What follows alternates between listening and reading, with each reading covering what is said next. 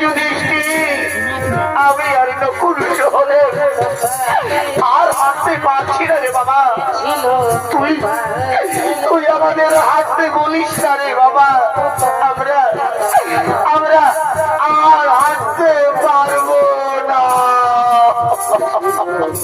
কিন্তু মা পাগো, আমাদের যে হাঁটতে হবে মা, না হলে দুর্যোধনের গুপ্ত চোরের মা আমাদের আমাদের মেরে ফেলবে মা, আমাদের মেরে ফেলবে মা।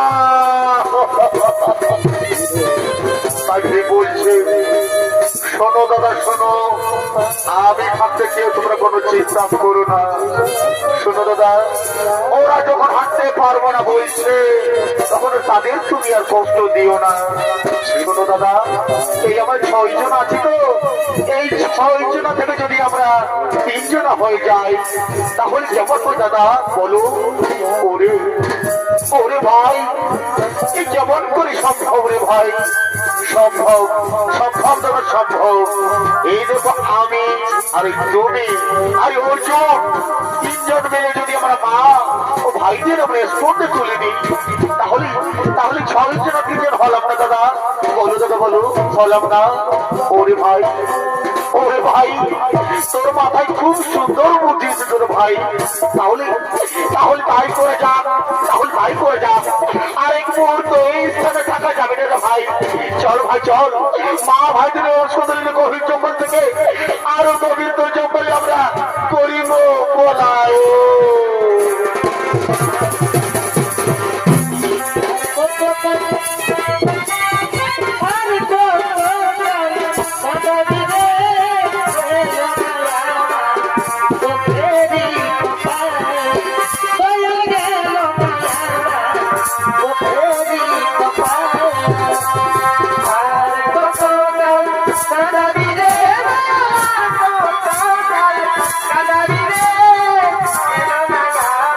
জঙ্গল করিতেছে পলায়ু।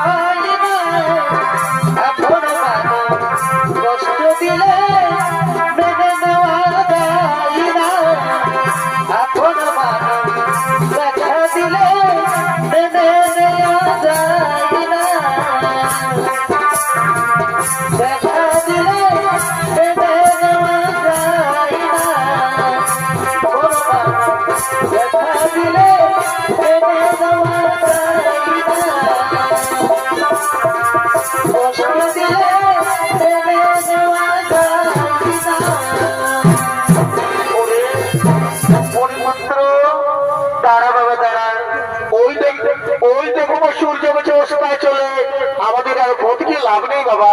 আয় বাবা আয়, আমরা বটবৃক্ষের চলে রাতটুকু কাটিয়ে দিই। কিন্তু মা মা গো মা, এই বটবৃক্ষের চলে যদি আমরা রাতটুকু কাটিয়ে দিই মা, তার মনের সমস্ত ভয়ঙ্কর জীব জন্তু বা ভালুক আমাদের খেয়ে ফেলুন না গো। আমাদের অকালে প্রাণটুকু চলে যাবে মা।